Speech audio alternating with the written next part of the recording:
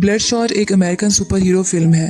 First scene में एक soldier दिखाया जाता है जिसका नाम मैरिन रे होता है। इसके हाथ में गन पकड़े हुए फाइटिंग करते हुए दिखाया जाता है और वो सब पर फायरिंग करके सबको मार रहा होता है। जैसे ही वो अंदर जाता है तो वो देखता है कि एक टेररिस्ट गन पॉइंट पर एक आदमी को लिए बैठा होता है।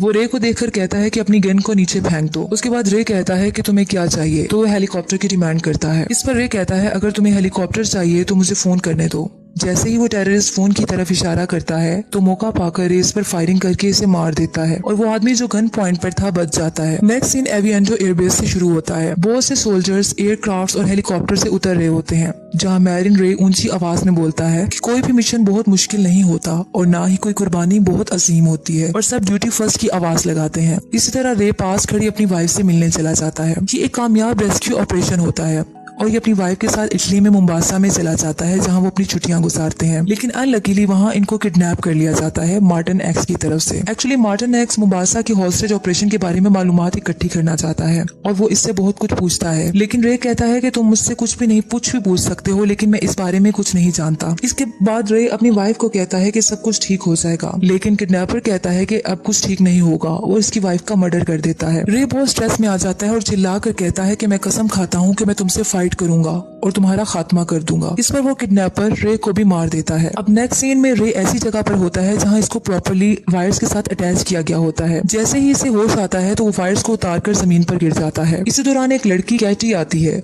और वो कहती है कि सब कुछ ठीक होने वाला है। फिर एक नया किरदार डॉक्टर हार्टिंग सामने आता है जो कि रे को welcome to rising spirit technology कहता है और बताता है कि मैं डॉक्टर हार्टिंग हूँ और कहता है कि तुम्हारा जाग जाना एक बहुत बड़ा फिनोमिना है। उसके बाद वो रे को बताता है कि यूएस मिलिट्री ने तुम्हारी बॉडी को हमें डोनेट कर दिया है और तुम मर गए थे। एक्चुअली डॉक्टर हार्टिंग इसको सुपर पावर के तौर पर इस्तेमाल करने के लिए लाता है और अपनी ऑर्गेनाइजेशन में इसको अपने हथियार के तौर पर बना लेता है। डॉक्टर हार्टिंग कहता है तुम पहले हो जिसको हमने कामयाबी से वापस लेकर आए हैं और बहुत ही खूबसूरती से ये हुआ है। तुम पहले हो जिसको सेकंड चांस मिला है। डॉक्टर हार्टिंग इस आदमी को बताता है कि हम यूएस मिलिट्री के लिए एक कीमती एसेट बिल्ड कर रहे हैं और हमारे पास एक्सपर्ट्स हैं जो कि सोल्जर्स को तेज और ज्यादा ताकतवर बना देंगे। फिर वो डॉक्टर हार्टिंग एक्सपेरिमेंट करता है। जैसे ही वो रे के हाथ पर जख्म लगाता है तो इसका जख्म बहुत जल्दी रिकवर हो जाता है। एक्चुअली ये बायोमैकेनिकल कंस्ट्रक्ट होता है जो कि बहुत तेजी से रिएक्ट किया जाता है। डॉक्टर हार्टिंग इसे बताता है कि ये टेक्नोलॉजी के जरिए बहुत से डैमेज टिश्यूज को फौरन ठीक कर लिया जाता है। इसके बाद कैटी कहती है कि तुम कौन हो ये तुम नहीं जान सकोगे क्योंकि तुम्हें क्लासिफाई कर लिया गया है और डॉक्टर हार्टिंग कहता है वो तुम्हारा माजी था लेकिन ये तुम्हारा फ्यूचर है। फिर डॉक्टर हार्टिंग अपने बारे में बताता है कि मैं टेनिस प्लेयर था और चैंपियन था और 15 साल की उम्र में मुझे कैंसर हो गया था और मेरी बाजू को काट दिया गया। उसके बाद फिर वो अपनी बाजू रे को दिखाता है जो कि एक नई बाजू एक मैकेनिकल वे से लगा दी गई होती है और बहुत ताकतवर होती है। फिर इस तरह वो रे को ये भी बताता है कि अगर बहुत से सोल्जर्स अपनी बाजू खो देंगे तो हम उनके साथ एक नई बाजू लगा देंगे जो कि और ज्यादा ताकतवर होगी। इसके बाद वो अपने मुख्तलिफ पेशेंट से इसको मिलवाता है जिसमें जिमी भी होता है और बहुत सारे दूसरे भी पेशेंट्स होते हैं। इनमें से वो बताता है कि ये और ज्यादा ताकतवर हो गए हैं क्योंकि जिमी ने अपनी टांगे खो दी थी, उनको आर्टिफिशियल लेग्स लगा दी गई हैं। जबकि जो दूसरा इसका पार्टनर होता है वो अपनी आंखें खो देता है, जबकि वो कैमरास उसके ऊपर एडजस्ट कर दिए जाते हैं जिसकी वजह से इसका बिल्कुल जो एफिलिएशन होती है डायरेक्टली ऑप्टिक नर्व से मिल जाती है और वो हर चीज को देख सकता है। नेक्स्ट सीन में जब रे सोकर उठता है तो इसमें एक्स्ट्रा एनर्जी आ जाती है।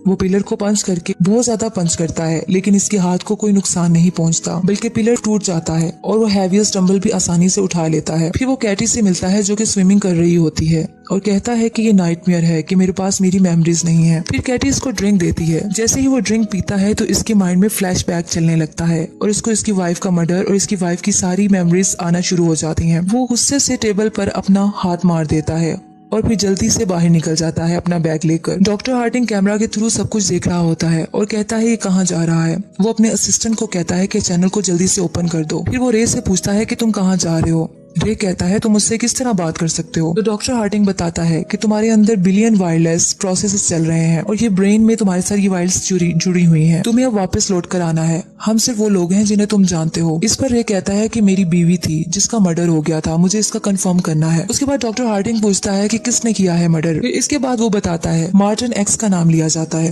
डॉक्टर हार्टिंग कहता है कि तुम्हें वापस आने का कहता हूँ क्योंकि तुम एक $multi-million प्रोडक्ट हो। लेकिन रे इसकी बात नहीं सुनता और पायलट की सीट पर बैठ के जहाज पे निकल जाता है। अब जिस लोकेशन को आइडेंटिफाई किया गया होता है वो कोलालमपुर की होती है जो बुदापेस्ट होती है। अब एक जगह दिखाई जाती है जहाँ मार्टिन एक्स को गाड़ियों में ले जाया जा रहा होता है। जब वो टनल से गुजरते हैं तो वहाँ की लाइट्स ऑफ हो जाती हैं और अचानक से एक ट्रक आकर वहाँ टकरा जाता है। अभी मार्टिन एक्स गाड़ी में बैठा होता है और पास बैठे दो आदमियों को कहता है कि मुझे बाहर जाने दो। इसी तरह वहाँ रे पहुंच जाता है और बहुत सारे लोगों से फायरिंग शुरू कर देता है। मार्टिन चिल्लाता है कि मुझे इस कार से बाहर निकालो। रे पर फायरिंग की जाती है लेकिन इस पर किसी चीज का कोई असर नहीं होता क्योंकि इसे सुपर ह्यूमन पावर बना दिया गया होता है। इसका सारा जमीन पर गिरा हुआ खून इसके अंदर चला जाता है और जल्द ही इसकी रिकवरी हो जाती है। दूसरी तरफ आम बॉडी गार्ड्स और सब उस पे बॉम्ब से और गन से अटैक करते हैं लेकिन रे का कुछ नहीं बिगड़ता। आखिर वो मार्टिन एक्स की गाड़ी की तरफ बढ़ता है और इसका मर्डर कर देता है। अगले सीन में टकोल एयरफील्ड को दिखाया जाता है जहां रे अपनी जीप में वहां जाकर पहुंच जाता है। वहां साइंटिस्ट के पेशेंट जिमी, मार्कस एंड केटी उसका वेट कर रहे होते हैं और उसको दोबारा लेबोरेटरी में वापस लाया जाता है। वो केटी को बताता है जिसने मेरी वाइफ का कत्ल किया था, मैंने इसे मार दिया है, मैंने अपना काम कर लिया है। और अब सब रे को लेकर ही प्रोग्रामिंग के लिए राइजिंग स्पिरिट में वापस ले आते हैं। लेबोरेटरी में रे के ऊपर फिर काम किया जाता है और इसकी मेमोरी को वाइप आउट भी किया जाता है। हकीकत में डॉक्टर हार्टिंग इसकी वाइफ की डेथ के मुतालिक फॉल्स मेमोरीज को डाल रहा होता है जो कि बहुत ही गलत मेमोरीज होती हैं जो इसकी प्रोग्रामिंग का हिस्सा बना दी जाती है क्योंकि राइजिंग स्पिरिट में राइवल्स को खत्म करने के लिए रे की मौजूदा मेमोरीज को खत्म कर दिया जाता है और उसको दोबारा रिप्रोग्राम किया जाता है। अब डॉक्टर हार्टिंग कैटी से बात करता है और वो कहती है कि हम इसकी मेमोरी को वाइप आउट करने जा रहे हैं। डॉक्टर हार्टिंग कहता है कि जो हमने किया है वो एक मकसद के तहत था, जिससे पता चलता है कि हार्टिंग रे को अपनी मर्जी से इस्तेमाल कर रहा होता है एक वेपन की तरह। अब हार्टिंग का अगला टारगेट निक बैरिस होता है जिसको रे के जरिए मरवाना होता है। जबकि सीन में केटी कहती है कि रे एक सोल्जर है लेकिन हार्टिंग कहता है ये एक डेड सोल्जर है जो ये डिजर्व करता है। अब रे की वाइफ गिना का किलर उसके माइंड में उसका नाम निक बैरिस को सेट कर दिया जाता है और इसका नेक्स्ट टारगेट बैरिस होता है। अब दोबारा रे गाड़ी लेकर निकल जाता है और डॉक्टर हार्टिंग अपनी प्लानिंग के मुताबिक दोबारा अपने वर्ड्स को रिपीट करता है, जैसा कि तुम कहाँ जा रहे हो, हम ही लोग हैं जो तुम्हें जानते हैं। फिर पूछा जाता है तुम किसके पीछे जा रहे हो, लेकिन इस बार बताया जाता है कि निक बैरिस के पीछे जा रहा हूँ। अब रे एयरक्राफ्ट के जरिए ईस्ट सुसेक्स इंग्लैंड में पहुंच जाता है जहाँ बैरिस होता है। बैरिस अपने ऑफिस में काम कर रहा होता है। इसी दौरान इसका प्रोग्रामर विल्किंस एक केस लेकर आता है जिसमें EMP बॉम्ब होता है। इस पर डॉक्टर हार्डिंग अपनी कैमरा के थ्रू सब कुछ देख रहा होता है। ये सब पर अटैक करना शुरू कर देता है। थोड़ी देर में रे बैरिस के पास पहुंचता है और कहता है कि तुमने मेरी वाइफ का मर्डर किया है। इस पर बैरिस कहता है ये झूठ है जो तुम नहीं समझ रहे हो। रे जाने के लिए रे उसका मर्डर कर देता है और फिर बाहर चला जाता है और जाकर बेहोश हो जाता है। वो बेहोश हो जाता है तो उसको विल्किंस जो इसका प्रोग्रामर था बैरिस का, वो उसको अंदर ले जाता है। डॉक्टर हार्टिंग की लैब में सिग्नल लॉस्ट का साइन आता है। जब रे को दोबारा होश आता है तो वो विल्किंस पर अटैक करने लगता है तो विल्किंस कहता है कि मैं फ्रेंडली हूँ। अभी रे ये सोच रहा होता है कि हमेशा इसकी वाइफ का मर्डर हमेशा डिफरेंट पर्सन ही क्यों बन जाता है। विल्किंस इस पर हैरानगी दिखाता है। रे इसको बताता है कि मेरी बीवी का नाम गिना है। फिर अपने हाथ पर कट लगा लेता है और एक ग्लास में अपना ब्लड निकालकर विल्किंस को दे देता है। विल्किंस इस पर कहता है कि ये अमेजिंग है और कहता है कि तुम इंटायर प्रोग्रामेबल सिस्टम के तहत चल रहे हो, और ये भी बताता है कि राइजिंग स्पिरिट ने तुम्हारे अंदर गलत मेमोरीज डाल दी हैं और तुम्हें एक किलिंग मशीन बना दिया है। इस पर ये कहता है कि ये प्रोग्राम ज्यादा अरसे तक नहीं चलेगा और फिर ये भी डिस्कवर कर लेता है कि इसकी वाइफ जिंदा है। नेक्स्ट सीन लंदन इंग्लैंड में दिखाया जाता है जहाँ रे अपनी वाइफ को तलाश करते हुए इसके घर तक पहुंच जाता है और इसे कहता है कि घर आ जाओ। इस पर गिना कहती है कि तुम्हें क्या हुआ है, ये तो सब कुछ सेटल हो गया था, अब मेरी एक फैमिली है। रे पूछता है कि आखिरी बार हम कब मिले थे, जिस पर इसकी वाइफ बताती है कि 5 साल पहले।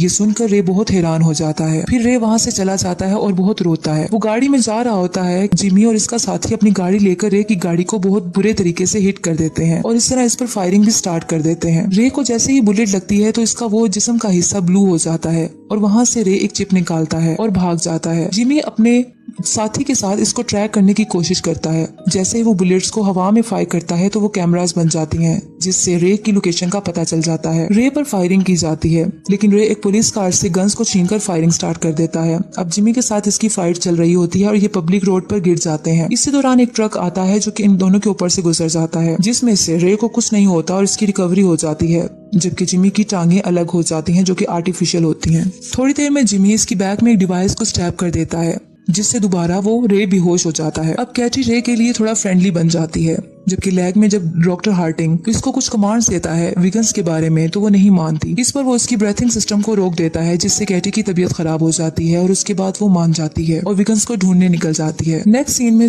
कैटी सोहो लंदन में होती है और वहाँ पहुंच जाती है जहाँ विल्किंस होता है। वो स्मोकिंग के लिए विल्किंस से लाइटर मांगती है और जैसे ही स्मोकिंग स्टार्ट करती है तो उसका स्मोक विल्किंस के अंदर जाता है और वो बेहोश हो जाता है और इस तरह इसके साथियों से इसके बॉडीगार्ड से लड़ाई कर उनको मार देती है। अब रे को जब होश आता है तो डॉक्टर हार्टिंग के पास होता है। रे कहता है कि तुमने मुझे इस्तेमाल किया और मुझसे कत्ल करवाए, तुमने मेरी बीवी का भी मर्डर को जाहिर करने की कोशिश की। डॉक्टर हार्टिंग कहता है कि रिवेंज एक ऐसी चीज है जो तुम्हारी तरह आदमियों को एक्सेप्शनल बना देती है। रे कहता है कि तुम जैसे लोग मेरे जैसे लोगों को सिर्फ तोड़ कर रख देते हैं, लेकिन तुम हमें कंट्रोल नहीं कर सकते और ऐसा होगा भी नहीं। अचानक से डॉक्टर हार्टिंग इसके पहले वाली कंडीशन में लाकर सेंसलेस कर देता है। एक तरफ डॉक्टर हार्टिंग रे पर अपनी प्रोग्रामिंग कर रहा होता है, जबकि दूसरी तरफ विगन्स अपनी प्रोग्रामिंग स्टार्ट कर देता है। केटी रे की मदद करने की कोशिश करती है और रे को बचाने की भी, ताकि वो रे को उसकी जिंदगी को बचा सके और उसको सही जगह पर ला सके। अब डॉक्टर हार्टिंग केटी की प्लानिंग जानने के बाद इसके ब्रीथिंग सिस्टम को दोबारा रोकने की कोशिश करते हैं, लेकिन एक्सेस डिनाई हो जाती है। एक तरफ जिमी भी अपनी फुली आर्म्ड हो जाता है और रे से फाइट करने के लिए निकल आता है। अब रे को विगन्स कंट्रोल करता है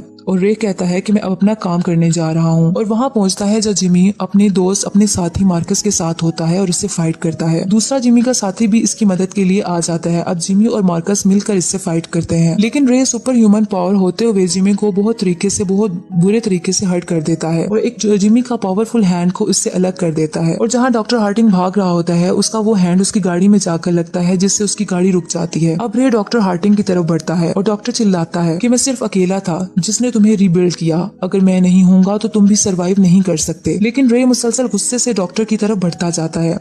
डॉक्टर हार्टिंग अपने वेपन्स को निकालता है और रे पर अटैक कर देता है, लेकिन वो बुलेट रे अपने हाथ से रोक लेता है। कैटी दूसरी तरफ विगन्स के साथ बराबर रे की बॉडी और माइंड को कंट्रोल किए हुए होती है। रे पर अब बहुत सी चेंजिंग्स आती रहती हैं और रे हाथ में पकड़े हुए बॉम्ब को जमीन पर गिरा देता है, जिस पर बहुत बड़ा ब्लास्ट हो जाता है और डॉक्टर हार्टिंग की भी डेथ हो जाती है। नेक्स्ट सीन में जब रे की आंख खुलती है तो वो पूछता है कि मैं कहाँ हूँ, तो विगन्स इसे रिलैक्स बोलता है और पूछता है कि अब तुम कैसा फील कर रहे हो। इसके बाद कैटी बाहर बैठी होती है और वो रे विगन्स को थैंक यू बोलकर कैटी से बाहर मिलने चला जाता है।